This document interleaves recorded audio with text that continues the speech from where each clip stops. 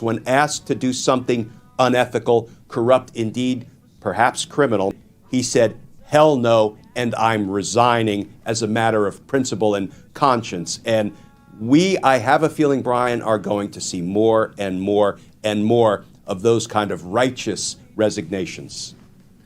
And I want to dig into the fact that, as we see more of these people self-select out, and they're doing it, to your exact point, for a virtuous reason, the reality of the situation is that those people who weren't willing to do corrupt spitting are no longer in positions where they can take that stand, and they will inevitably be replaced by people who will. And so I just want you to walk us through why taking these stands, why resigning is more impactful than staying in and trying to fight from the inside. Because, we've spoken about this a lot.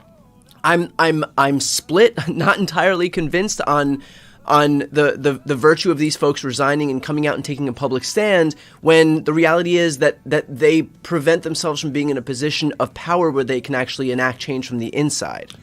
Brian, these people would not be in a position of power for long, because if they had not resigned, they would absolutely be fired. It would be a wrongful termination. And then, of course, they would have the pleasure of spending the next year or two in court fighting the Trump administration over a wrongful termination. So what they do is they resign for matters of principle and conscience, and they expose the corruption inside Donald Trump's Department of Justice. So listen, we have all heard that, when the dictator is trying to rise to power, the autocrat is trying to take over government, don't obey in advance.